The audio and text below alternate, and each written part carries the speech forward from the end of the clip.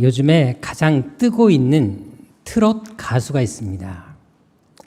그 인기가 얼마나 대단한지 BTS와 버금갈 정도로 인기가 상당히 높은 가수입니다. 혹시 누군지 아십니까? 예, 사진 보겠습니다. 임영웅 씨입니다. 바로 미스터 트롯 1에서 진에 뽑힌 가수입니다. 다음 사진 보겠습니다.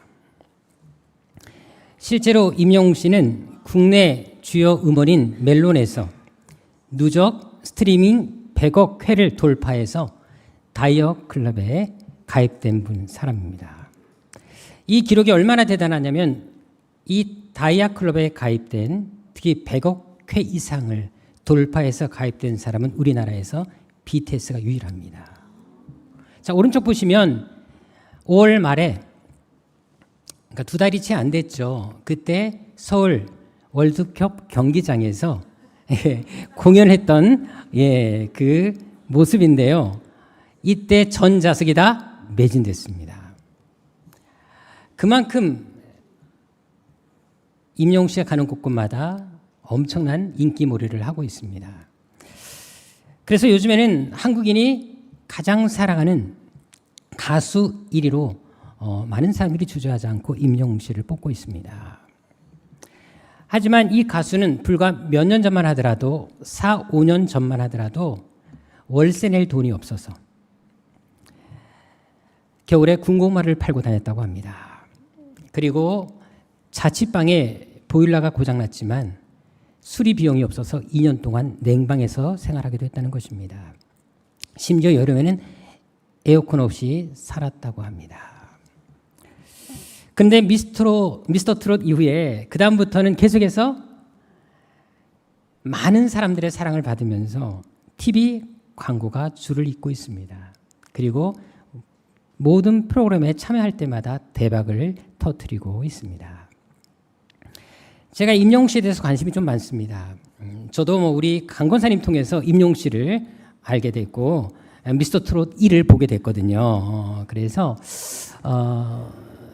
미용실 갔다가 그때 방송을 틀고 계셨는데 요즘 인기다라고 하셔서 제가 그때부터 보기 시작해서 미스터 트롯 1, 1을 끝까지 다 봤던 사람입니다. 그래서 제가 이 가수를 되게 좋아합니다. 그리고 제가 설교 시간에도 이분이 불렀던 노래 여러 곡을 불렀던 적이 있었는데 기억나실지 모르겠습니다. 제가 지금도 그 노래를 가끔 부르기도 합니다. 굳이 부르진 않겠습니다. 제가 임영웅 씨를 보면서 그런 생각이 들었습니다. 야, 정말 사람의 앞날은 예측할 수 없구나. 인생에서의 반전은 언제든지 일어날 수 있구나. 이 사실을 확실히 실감할 수가 있었습니다. 그것은 오늘 본문을 통해서도 우리가 분명히 알 수가 있습니다. 에스더는 교회를 좀 다닌 사람이라면 모르는 사람이 없을 정도로 되게 유명합니다. 특히 그녀가 페르시아 대제국의 왕비가 된 것은 인생 역전을 이야기할 때 반드시 인용되는 사건이기도 합니다. 하지만 그녀의 성공을 말하기 전에 반드시 먼저 살펴봐야 할 것이 있습니다. 그것은 그녀가 왕후가 된 과정입니다. 우리나라만 하더라도 조선시대 때 왕비를 뽑는 기준이 되게 까다로웠습니다. 그리고 3가지 과정을 거쳐서 뽑게 되었다고 합니다. 한 가지는 초간택, 2번째는 재간택, 3번째는 삼간택이 바로 그것입니다. 먼저 처음에 이 왕비를 간택할 때는 우리나라 전국의 13세부터 20세 전후까지의 모든 아가씨들에게 결혼하지 말라는 금혼령을 내립니다. 물론 조건은 반드시 가문이 사대부 집안이어야 했습니다. 그리고 그 많은 인원들 중에 15명을 뽑게 되는데 이것이 초간택입니다.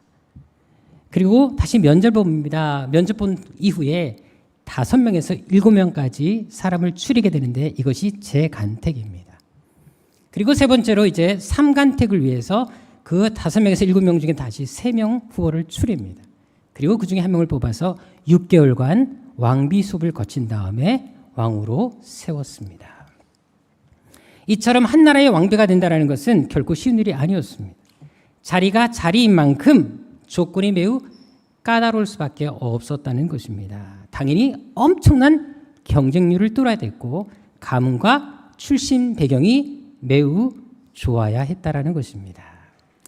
자, 그런데 오늘 본문의 에스더는 어떻습니까?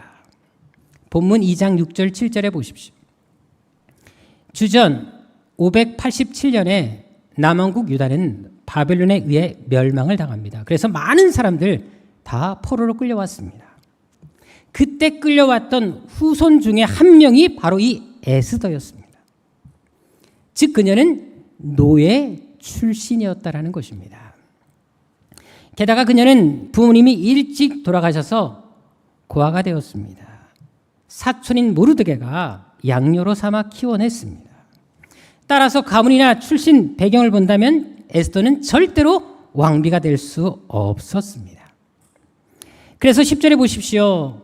모르드게는 이 에스더가 왕비 후보로 뽑혔을 때 절대 어느 민족인지 그 출신 배경에 대해서 말하지 못하게 한 것을 보게 됩니다. 그만큼 유대 민족을 알리는 것은 결코 쉬운 일이 아니었다라는 것입니다. 더구나 당시 페르시아가 어떤 나라였습니까? 1장 1절에 보십시오. 어마어마한 나라였습니다. 무려 인더스강 서쪽에서부터 에티오피아까지 127도 영토를 다스렸던 대제국이었습니다. 한번 지도 보겠습니다. 이렇게 여러분들 어마어마한 나라들을 점령해서 다스렸던 나라가 바로 페르시아. 우리 성경에는 바사라고 나오는데 바로 이 페르시아를 말합니다. 다음 사진 보겠습니다. 그 영토가 얼마나 엄청났는지 이 점선을 따라가 보시면 이곳을 다 다스렸다라는 것입니다. 그렇다면 이렇게 어마어마한 제국의 왕후가 되는 것인데 그 조건이 얼마나 까다로웠을까요? 게다가 2장 3절에 보십시오. 후보는 전 지역에서 다 불러 모았습니다. 127도 영토에서 다 데리고 왔다라는 것입니다. 그럼 그 숫자가 또 얼마나 많았겠습니까? 우리나라 조선시대와는 비교가 안 되었다라는 것입니다. 자, 그런데도 놀랍게 에스더가 뽑힙니다. 모든 쟁쟁한 후보들을 다 제끼고 포로 출신인 그녀가 선택되었다는 것입니다. 분명 패망국의 백성이었습니다. 노예 출신의 신분이었습니다. 게다가 부모 없는 고아이기까지 했습니다. 그런데도 그녀가 왕후가 되었다는 것입니다. 어떻게 이럴 수가 있었을까요? 왜 출신 배경이 왕후가 되는데 걸림돌이 되지 않은 것이겠습니까? 아무리 생각해도 이것은 일어날 수 없는 일이 일어난 것이었습니다. 왕을 뽑는데 당연히 모든 조사를 하지 않겠습니까? 신문 조사를 할 수밖에 없었습니다. 근데도 불구하고 그 모든 조건이 하등의 문제가 되지 않았다는 것입니다. 어떻게 이럴 수가 있는 것이겠습니까? 그것을 알기 위해서는 먼저 이전의 왕비였던 왕후 와스디가 어떻게 폐위되었는지 그 경위부터 살펴봐야 합니다. 1장 3절 5절에 보십시오. 이 아하수에로 왕은 즉위한 지 3년째 되던 해에 모든 지역에 사람들을 다 불러 모아서 잔치를 벌입니다. 그 잔치가 끝난 다음에 또 다시 수산궁에 본인이 가고 있는 그 궁에 그 지역의 백성들을 다 불러 모아서 큰 잔치를 베풀었습니다. 무려 일주일간 잔치를 열었습니다. 한참 잔치가 무르익었을 때 10절 11절에 보게 되면 이제 술도 먹고 이 중이 올라왔습니다. 그때 갑자기 자기 아내를 사람들에게 자랑하고 싶었습니다. 당시 와스디가 워낙 아리따운 여인이었기에 그 외모를 자랑하고 싶었던 것입니다. 그래서 사람을 보내서 와스디를 오게 합니다. 자, 그런데 와스디가 어떻게 했을까요? 12절에 보십시오. 왕의 명령을 단칼에 거절합니다. 이로 인해서 왕의 체면이 완전히 구겨지고 말았습니다. 큰 소리 딱 치고 이제 우리 부인 온다 했는데 안 오게 된 겁니다. 얼마나 자존심이 상했겠습니까? 원래 남자는 이 자존심이 엄청 중요하거든요. 이 자존심이 꺾여버린 것입니다. 그래서 14절 16절에 보게 되면 지방 장관들이 옆에서 함께 왕을 부추깁니다. 여인이 남편을 무시하는 것은 왕의 한 사람으로 끝난 게 아니라 전체도 이것이 알려지게 되면 우리도 똑같은 그런 대우를 받을 수 있습니다. 이것은 그냥 넘어가면 안 됩니다. 그리고 왕비의 폐위를 건의하게 되었습니다. 이때 아하수에로 왕은 19절 21절 나와 있는 것처럼 바로 조서를 내립니다. 그리고 이 왕비를 폐위시켜버리고 말았습니다. 자, 그럼 이제 아하수에로는 왕비가 없는 상태입니다. 그러면 당연히 폐위시켰으니까 그만한 권력과 그만한 힘을 가지고 있다면 바로 왕후를 뽑아야 되지 않겠습니까? 자, 그런데 이 아하수에로 왕이 왕비를 바로 뽑았을까요? 2장 16절에 보십시오. 전혀 그렇지 않습니다. 놀랍게도 왕이 와스디를 폐위시키고 새로 왕후를 뽑은 것은 그로부터 4년이 지난 제위 7년째였습니다. 즉 왕이 새로 왕비를 맞아들이는 그 시간이 상당히 흘렀다라는 것입니다. 무려 4년의 시간이 흘렀다라는 것입니다. 그렇다면 그 이유가 무엇이겠습니까? 왕비를 폐위시켰으면 바로 뽑으면 될 텐데 왜 무려 4년에 걸쳐서 뽑지 않고 있었던 것이겠습니까? 그것은 바로 홧김에 왕비를 폐위시켰지만 이제 화가 좀 가라앉고 시간이 지나다 보니까 자기가 좀 지나치게 행동했구나. 갑자기 후회가 몰려오기 시작했습니다. 2장 1절에 보면 그것을 잘 알 수가 있는데요. 아하수에로가 이게 노가 그친 다음에 그녀에 대하여 내린 조서를 생각했다라고 성경 나와 있습니다. 근데 여기 생각했다라는 단어는 바로 후회한다라는 뜻을 가진 단어이기도 합니다. 즉 왕은 와스디를 폐위한 일에 대해서 수년이 지난 지금까지 후회를 하고 있었다라는 것입니다. 그렇다고 다시 번복하기도 자존심이 상합니다. 한번 내린 조서를 또 번복하기가 쉽지가 않습니다. 그래서 후회는 하되 내색하지 못하고 씁쓸하게 그 일을 되뇌이면서 계속해서 마음을 담고 아직까지 왕비를 새로 뽑지 못한 것입니다. 다시 말해서 4년이 지난 지금까지도 왕은 와스디를 잊지 못하고 있었던 것입니다. 자, 그렇다면 이때 가장 문제가 되는 사람이 누구겠습니까? 불안한 사람들이 누구겠습니까? 바로 왕후 와스디를 폐위시키라고 건의했던 지방 장관들이 불안하기 시작합니다. 혹시라도 왕의 마음이 바뀌어서 와스디를 복권시키게 되면 가장 먼저 자기들의 목이 날아갈 수가 있었습니다. 그래서 이렇게 뒀다면 큰일 나겠다. 왕이 여전히 왕비를 안 뽑고 있네? 야, 저러다가 진짜 왕후를 다시 복권시키겠다. 그러니까 불안해서 어떻게 하겠습니까? 2절 4절에 보십시오. 왕을 찾아갑니다. 그래서 왕에게 건의합니다. 이렇게 왕비 자리를 비워두면 안 됩니다. 하루빨리 왕비를 간택하십시오. 설득합니다. 그래서 결국 왕이 그것을 허락하게 된 것입니다. 이 기간이 무려 4년이 걸렸습니다. 자, 그런데 이때 이 장관들이 왕비의 조건에 대해서 말한 것을 주목해 보십시다. 자, 왕이 잔칫날에 만조백관 앞에서 자랑하고 싶었던 것은 왕비의 어떤 부분이다? 외모였습니다. 미모였습니다. 자, 따라서 장관들은 왕비를 뽑을 때 가장 우선적으로 내건 조건이 무엇이겠습니까? 외모였습니다. 아름다운 미모를 가진 여성을 뽑아야 와스디를 능가할 만한 미모를 가진 여인을 뽑아야 왕의 마음을 사로잡을 수가 있었던 것입니다. 따라서 장관들은 당장 급한 불을 꺼야 했기 때문에 국적, 감은 상관하지 않고 먼저 이쁘기만 하면 뽑겠다라는 각오로 이 일을 추진했던 것입니다. 그래서 7절에 증거하듯이 에스더가 뽑히게 된 것이었습니다. 아무것도 가진 것이 없었지만 외모 하나로 왕비로 간택될 수 있었던 것입니다. 바로 이런 모든 사항들이 있었기 때문에 이 여인에게 그런 기회가 찾아온 것입니다. 정말 하나님의 타이밍, 하나님의 일하심이 놀랍지 않습니다. 와스디가 폐위되고 에스더가 왕비가 될 수 있었던 그 모든 배후에는 이런 정황들이 있었고 또 그런 정황이 있었기에 에스더가 왕비가 될 수 있었다는 것입니다. 4차원의 영적 세계라는 책이 있습니다. 거기에 보면 이런 실화가 간증이 실린 것을 제가 봤습니다. 시골 한 작은 교회에서 한 자매가 있었습니다. 근데 시골이다 보니까 남자가 많지 않고 여자들이 조금 있었는데, 근데 이 자매가 너무나 결혼하고 싶었던 거예요. 그래서 하나님께 결혼 기도만 무려 10년을 넘게 했습니다. 근데 아직 결혼하지 못해서 30이 훌쩍 넘겨버리고 말았습니다.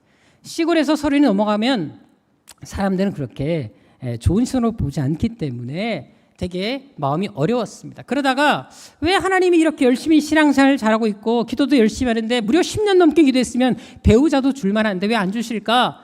그래서 목사님과 상담을 하게 됩니다. 그래서 목사님 왜 저에게 하나님께서 신랑을 주지 않습니까? 배우자를 주지 않습니까? 라고 기도했는데 응답이 없습니다. 라고 얘기를 하게 됩니다. 그때 목사님이 조언을 합니다. 기도할 때 어떻게 기도하셨습니까? 그냥 남편 달라고 기도하지 않았습니까? 그렇게 하지 마시고 그럼 어떤 남편 주시기에 하나님도 헷갈리지 않겠습니까? 좀 더 구체적으로 기도하십시다. 그러면서 이제 그 사람의 어떤 직업부터 시작해서 본인이 바라는 상에 대해서 한번 그것을 기록으로 종이에다 적게 했습니다. 그래서 이 자매는 먼저 신앙이 좋은 남자, 그리고 키 큰 남자. 왜 웃으시죠? 제 키가 몇이라고요? 180인데 왜 웃으시죠? 그리고 직업은 교사, 취미는 음악, 이렇게 해가지고 10가지를 적어서 아침마다 보는 골에 붙였습니다.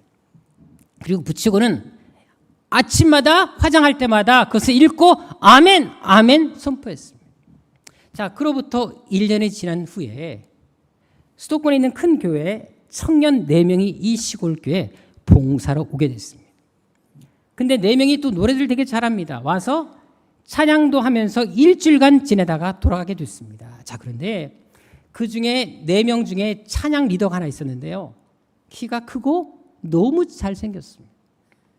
그래서 그 찬양 리더가 딱 서서 인도할 때마다 참여했던 권사님들은 우는 사자같이 두루 삼킬 자를 찾고 싶어서 자기 딸을 주고 싶어서 눈독을 들이고 있었습니다. 또 젊은 아가씨들도 와, 저 남자 너무 멋있다면서 다 한눈에 하여간 매우 매료됐습니다. 자, 그리고는 일주일간 사역을 끝내고 이 찬양 리더가 떠나는데 떠나기 전에 한 자매에게, 그 시골교회 한 자매에게 프로포즈를 했습니다. 아무도 얘기를 하지 않았고 그 권사님들도 내색하지 않았음에도 불구하고 먼저 본인이 한 자매를 찾아와서 결혼을 하게 해달라고 프로포즈를 했다라는 것입니다. 그 자매가 누군지 아십니까? 젊은 사람이 아닌 30 넘은 그 노처녀 아가씨에게 프로포즈를 했습니다. 그래서 이 처녀가 깜짝 놀랐죠. 사실 마음은 있었지만 도저히 다갈 수 없다 생각했는데 그 형제가 먼저 와서 프로포즈를 해보니까 얼마나 충격받았겠습니까? 행복했죠. 확인해 보니까 이 청년 리더의 직업이 교사였습니다. 그런데 음악 교사였습니다. 자기가 기도한 내로 거기에 붙인 그 내용과 너무 정확하게 일치한 사람이었습니다. 그리고 두 사람은 그 교회에서 결국 결혼을 했습니다. 여러분, 아마추어와 프로의 차이가 무엇일까요? 프로는 자기 분야의 전문가를 말합니다. 하지만 아마추어는 그렇게 하지 못합니다. 마찬가지로 우리 인생의 프로가 누구시겠습니까? 전문가가 누구시겠습니까? 인간을 창조하신 하나님이 아니시겠습니까? 하나님 말이 우리 인생의 진정한 프로가 되신다라는 것입니다. 그렇다면 내가 이끌어가는 인생과 하나님이 이끌어가신 인생은 그 결과 너무나 다르지 않겠습니까? 그렇다면 지금 여러분들의 인생은 누가 이끌어가고 있습니까? 여러분들의 미래를 누가 설계하십니까? 오늘 본문의 에스더를 보십시오. 당시 그녀가 페르시아 대제국의 왕비가 된 것은 이스라엘 역사, 페르시아 역사를 통틀어서 전무후무한 사건이었습니다. 도저히 일할 수 없는 기적 같은 일들이 벌어진 것이었습니다. 그런데 이것이 어떻게 가능했습니까? 하나님이 배후에서 역사하셨기 때문입니다. 하나님께서 이 모든 것을 계획하시고 진행시키셨기 때문에 이 일들이 이뤄질 수 있었던 것입니다. 그뿐만이 아닙니다. 에스더가 왕비가 된 이후에 일어났던 일들을 보게 되면 하나님의 일하심이 정말 그저 감탄스러울 수밖에 없습니다. 3장 1절 6절에 보십시오. 아말렉 후손이었던 이 하만이라는 자가 아수에로 왕 다음의 권세를 누리게 됩니다. 근데 이 사람이 권세를 잡자마자 제일 먼저 추진했던 일이 있었습니다. 바로 유대인들을 다 멸하려고 했다라는 것입니다. 제2의 권력자가 별 볼 일 없는 패망국의 백성들 다 전멸하는 거, 진멸하는 거 그렇게 어려운 일이 아니었고 쉬운 일이었습니다. 자, 그런데 이런 상황을 반전시키고 민족을 구한 사람이 누구입니까? 우리가 이미 너무나 잘 알고 있지만 7장 3절 5절에 증가하듯이 바로 에스더였습니다. 에스더가 왕 앞에 가서 직언을 합니다. 그랬더니 아하수에로 왕이 2인자 가장 믿고 있는 오른팔까지 내쳤던 것을 보게 됩니다. 실제로 9절 10절에 보십시오. 유대인들을 말살하려고 했던 이 하만이 오히려 에스더에 의해서 죽임을 당합니다. 그리고 8장에 쭉 읽어보시면 아시겠지만 그동안 유대인들을 핍박했고 대적했던 모든 사람들이 오히려 유대인에 의해서 죽임을 당합니다. 그래서 8장 17절에 보십시오. 본토 백성들까지 페르시아 제국의 본토인들까지 유대인을 함부로 건드리면 안 되겠구나. 야, 저들은 정말 대단한 사람들이구나. 그래서 스스로 자기 민족을 버리고 유대인이 되려는 자가 많았을 정도였다는 것입니다. 에스더 한 사람 때문에 이런 역사가 나타난 것입니다. 오늘날에도 유대인들은 이때 이 절기를 기념해서 명절을 지키고 있습니다. 바로 부림절이라고 합니다. 한번 사진 보겠습니다. 왼쪽의 그림은 회당에서 사람들이 부림절을 지키는 모습이고요. 오른쪽은 가정에서 부림절을 지킵니다. 축제를 즐깁니다. 그리고 이때 가장이나 아니면 회당장이 이렇게 에스더 내용을 낭독을 합니다. 자, 그런데 이 사건은 여기서 끝나지 않습니다. 에스더가 왕비가 된 이후에 더 놀라운 사건이 벌어집니다. 그것이 바로 포로 귀환이었습니다. 자, 유대인들이 페르시아에서 그리고 바벨론에서 포로로 귀환했던 것은 3차에 걸쳐서 이루어집니다.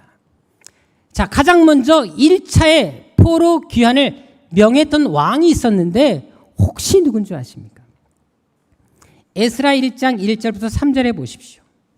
바로 느부갓네살 왕이 이 일을 명령합니다. 고레스가 합니다.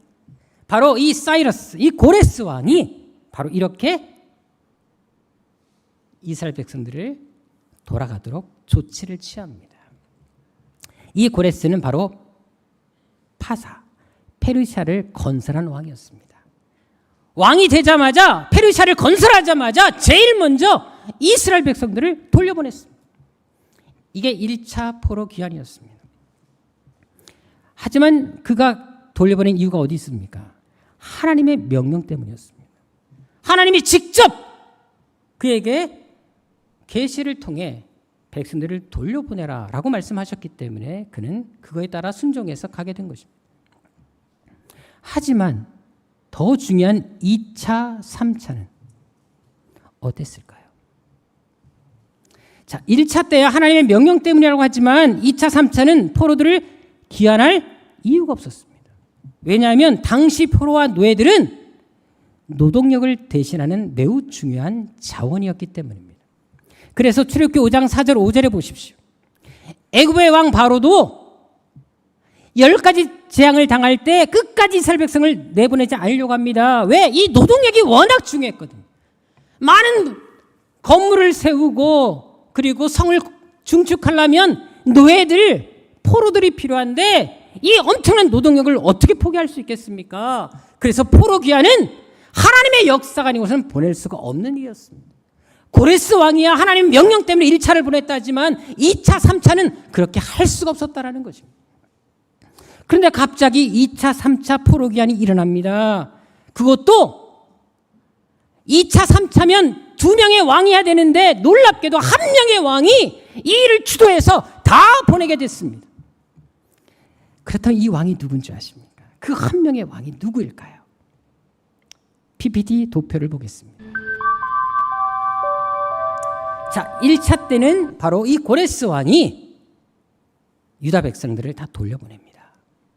자, 그런데 2차, 3차는 어떤 왕이었다고요? 아닥사스다라는 왕이 포로 귀환을 하게 합니다. 이때 바로 에스라, 느헤미야가 2차, 3차에 걸쳐서 와서 드디어 성전을 그리고 성벽을 완성하는 것들을 보게 됩니다. 제가 성경을 대할 때마다 계속 품고 있었던 의문점이 하나 있습니다. 아니, 아닥사스다가 어떤 왕이었길래 이렇게 그 귀한 노동력을 다 포기하고 백성들을 다 돌려보낼 수 있었을까? 왜 갑자기 이렇게 심경의 변화가 생겨서 이 왕은 한 번도 아닌 2번에 걸쳐서 모든 백성들을 다 돌려보내게 한 것일까? 게다가 이 왕이 유대인들에게 얼마나 호의적인 줄 아십니까? 자, 7장 12절 13절에 보십시오. 친히 조서를 씁니다. 그래서 유대인들 중에 원하는 자들은 누구든지 다 본국으로 돌아가라 라고 명령을 내립니다. 노예가 됐든 신분에 상관없이 다 자유를 주라는 것입니다. 해방을 선포한 것이었습니다. 심지어 16절 20절에 보십시오. 그냥 갈 때 빈손으로 보내지 않습니다. 금과 은까지 가져가게 합니다. 심지어 필요한 게 있으면 성전을 세울 때 필요한 것이 있으면 궁궐 창고에서 다 가져가다가 마음대로 쓰라고 얘기합니다. 여러분 어떻게 이런 파격적인 제안을 할 수가 있겠습니까? 어떻게 포로들에게 이런 놀라운 제안을 할 수가 있는 것이겠습니까? 이것은 상상할 수 없는 대우였습니다. 그렇다면 이 아닥사스다 왕은 어떤 왕이었을까요? 왜 갑자기 이렇게 엄청난 호의를 베풀고 이렇게 유다인들에 대해서 호의적인 감정을 가진 것이겠습니까? 자, 먼저 아닥사스다에 대해서 아실 필요가 있는데요. 이 아닥사스다는 바로 아하쇠로 왕의 아들입니다. 그리고 아사쇠로 왕이 첫 번째 왕비였던 누구? 와스디와 결혼했잖아요. 이 사이에 태어난 아들이 바로 아닥사스다였습니다. 자, 그런데 즉위 3년 만에 아하쇠로 왕이 엄마를 폐위시켜 버렸습니다. 자, 그러니까 이제 궁궐에 올 수가 없습니다. 근데 아들만 덩그러니 혼자 어린 나이에 남게 됐습니다. 자, 그런데 새로 누가 들어옵니까? 에스더가 들어옵니다. 그러니까 에스더는 이 어린 아이를 엄마 와스디를 대신해서 키울 수밖에 없었습니다. 다시 말해서 아닥사스다는 에스더 밑에서 자란 것입니다. 그리고 아하쇠로 왕과 에스더 사이에 딸이 태어납니다. 그 딸 이름이 다마스피아입니다. 근데 재미있는 것은 이 딸 다마스피아하고 아닥사스다가 결혼을 합니다. 그 시대에는 서로 친인척들끼리 결혼을 했거든요. 자, 그러니까 에스더는 아닥사스다에게 어떤 위치겠습니까? 양 어머니이자 장모님이었습니다. 자, 이해를 돕기 위해서 한번 PPT 보겠습니다. 자, 아하쇠로 왕의 가게도 이제 아하쇠로 왕이 먼저 와스디와 결혼했고요. 그런데 이제 술 먹다가 삐져가지고 와스디를 폐위시켰습니다. 이 사이에 아닥사스다가 태어났습니다. 그리고 아하쇠로 왕과 에스더 사이에 다마스피아가 태어났는데 이 둘이 결혼해서 가정을 이루게 된 것이었습니다. 자, 따라서 아닥사스다는 유대인들에 대해서 당연히 좋은 감정을 가질 수밖에 없었습니다. 에스더의 그늘 아래 살았고, 부인도 유대인의 혈통인데 어떻게 유대인들을 선대하지 않을 수 있겠습니까? 실제로 느헤미야 2장 6절 8절에 보십시오.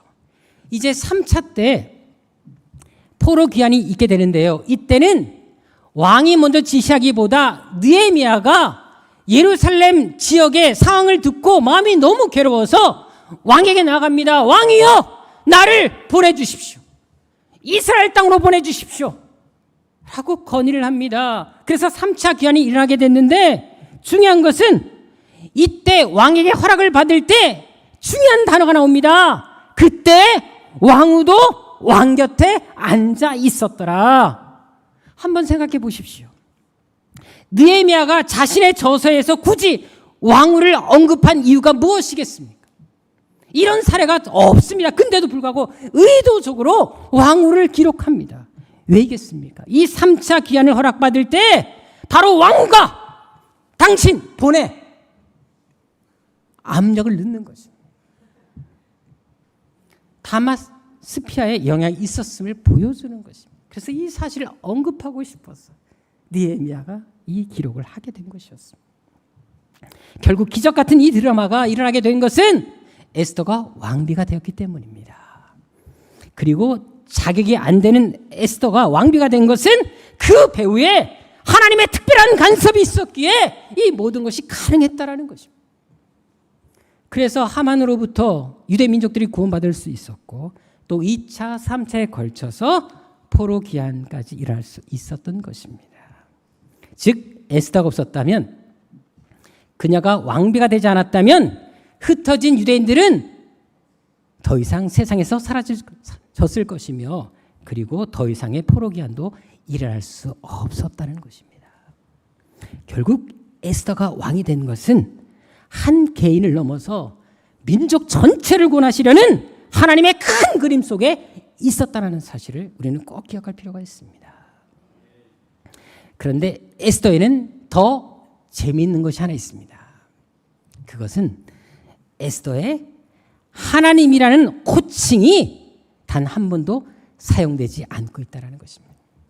여러분들이 에스더를 아무리 찾아도 하나님이라는 단어가 자체가 쓰여지지 않고 있습니다. 하나님의 이름이 없습니다. 하지만 하나님은 그 배후에서 이런 엄청난 놀라운 역사를 이루어 가셨다는 사실입니다. 그렇다면 이것은 무엇을 말하겠습니까? 우리는 때로 고난 중에 있거나 그 시기가 길어지게 되면 하나님께 이렇게 하소연합니다. 하나님, 어디 계십니까? 언제까지 이 고통을 그냥 지켜보시겠습니까? 언제까지 기다려야 됩니까? 이렇게 하나님께 반문할 때도 있다는 것입니다. 하지만 우리 눈에는 하나님이 보이지 않아도, 우리 귀에는 하나님의 음성이 들리지 않아도 한 가지 분명히 말씀드릴 수 있는 것은 하나님이 여전히 우리를 위해 놀라운 일을 계획하시고 지금도 그 일을 진행시키고 있다는 사실입니다. 그래서 에스더서는 놀라운 기적으로 가득 차 있고 인생 역전 드라마가 펼쳐져 있지만 하나님이 드러나지 않는 것입니다. 왜요? 우리로 하여금 바로 이 진리, 너희가 어떤 상이 있든지 간에 하나님이 눈에 보이지 않더라도 내가 너희와 함께하고 있다, 하나님은 기적을 준비하고 있다, 이것을 깨닫게 해주시기 위해 에스더에서 당신의 이름을 지워버리신 것입니다. 일부러 당신의 모습을 감추신 것입니다. 하나님은 오늘도 여러분들을 향한 놀라운 계획을 가지고 계십니다. 지금도 우리를 위한 큰 그림을 그려 나가고 계십니다. 믿으십니까? 따라서 지금 상만 바라보지 말고 모든 것을 판단하지 마십시오. 현재 보이는 것이 전부가 아니라는 사실을 기억하시라는 것입니다. 이제 여러분들에게 영상을 하나 보여드릴 건데요. 이 영상은 재능이 있는 일반인을 선발하는 오디션 프로그램에서 실제 있었던 사건입니다. 여기에 등장했던 한 오디션 참가자가 있었던 사건 영상으로 보겠습니다.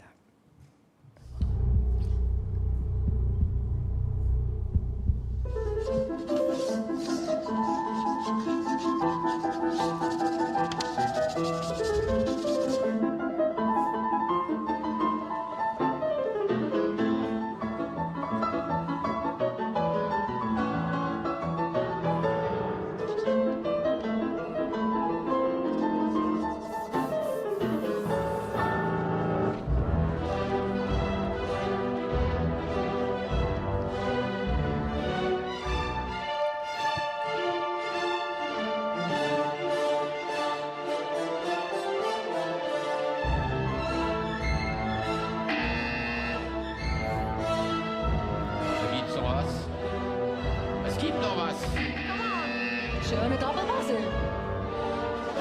Man sieht ja nichts 3 Stunden. Johnny. 독일어인데요. 너무 지루하다고 말을 하는 겁니다. Was passiert nun? 그래서 탈락을 시키자라고 얘기를 합니다. Monsieur Grève. 저 빨간 거를 표가 다 들어오면 완전히 탈락하는 겁니다.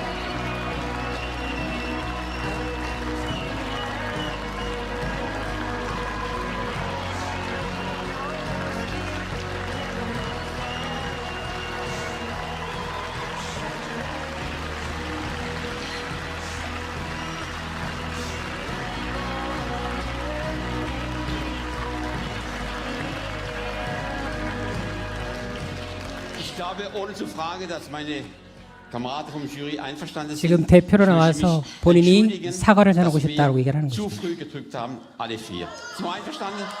Okay. Nochmal herzlichen Dank. Gratuliere.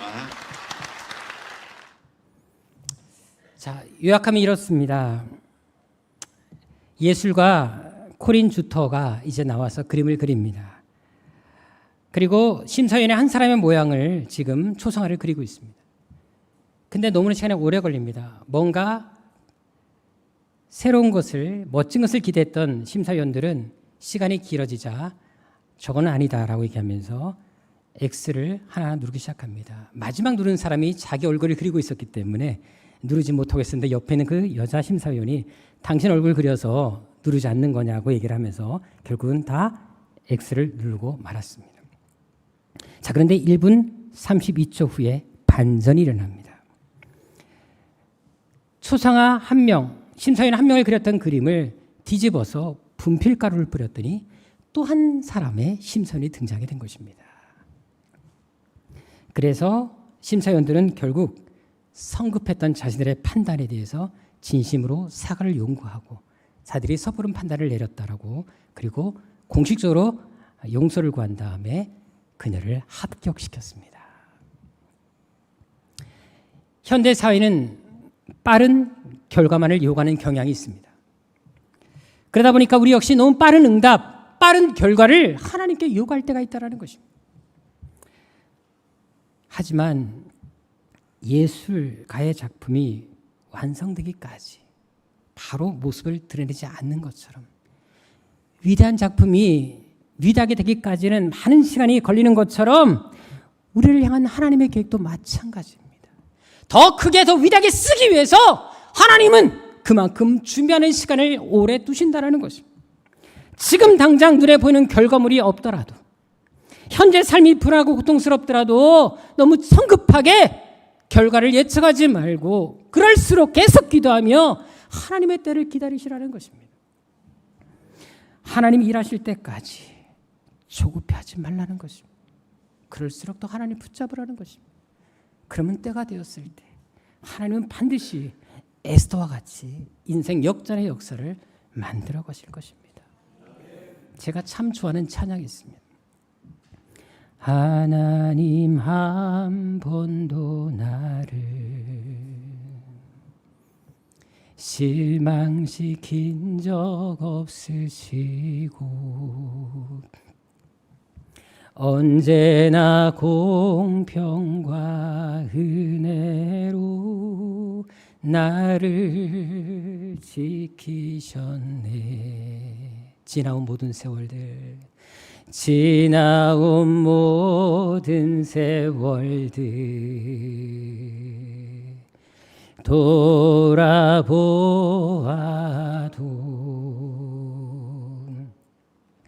그 어느 것 하나 주의 손길 안 미친 것 전혀 없네.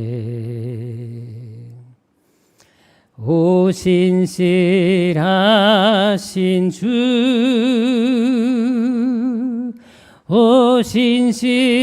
오신실하신 주, 내 너를 떠나지도 않으리라. 내 너를 버리지도 않으리라. 약속하셨던 주님, 그 약속을 지키사 이후로도 영원토록 나를 지키신 확신하네. 우리가 살다 보면은 참 행복하고 싶지 않습니까? 다 잘 되기를 바랍니다. 하는 일도 형통하기를 원합니다. 아프지 않기도 원합니다. 하지만 우리 뜻대로 안 될 때가 참 많습니다. 어떨 때는 우리가 노예 신분처럼 너무 비참하게 살 때가 있습니다. 물질적으로 어려움을 당할 때가 있습니다. 아무리 발버둥치고 기도해도 하나님이 너무나 응답하지 않는 것처럼 나를 포기하신 것처럼 느껴질 때가 있습니다. 하지만 꼭 기억하십시오. 지나온 세를 돌아보게 되면 하나님의 은혜가 아니고서는 이 자리까지 올 수 없었다라는 것입니다.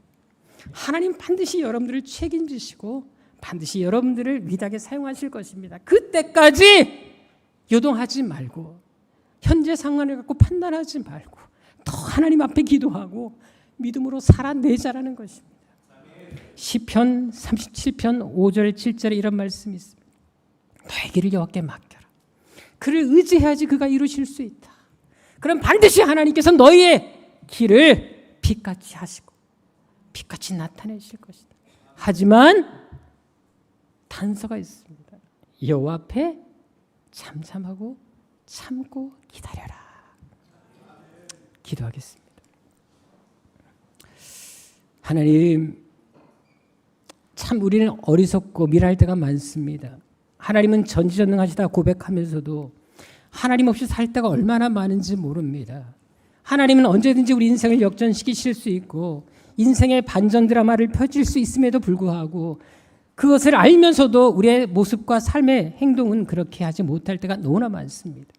아버지 하나님, 지나온 세월들을 돌아보며 하나님의 은혜를 기억하게 도와주시고 우리가 이렇게 움직일 수 있고 호흡할 수 있는 것 자체도 얼마나 큰 은혜인지 기억하게 도와주셔서 상황과 환경을 보고 불평하거나 좌절하지 말게 하시고 오히려 힘들수록 하나님께서 어떻게 나를 통해 일하실지 어떤 역사를 가져오실지 어떤 인생 역전을 일으키실지 기대하며 끝까지 하나님 붙드는 저희들의 삶이 되게 하여 주옵소서.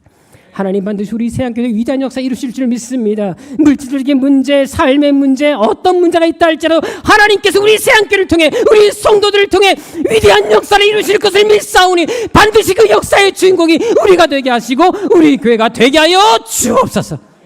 존귀하신 예수님의 이름으로 기도드립니다.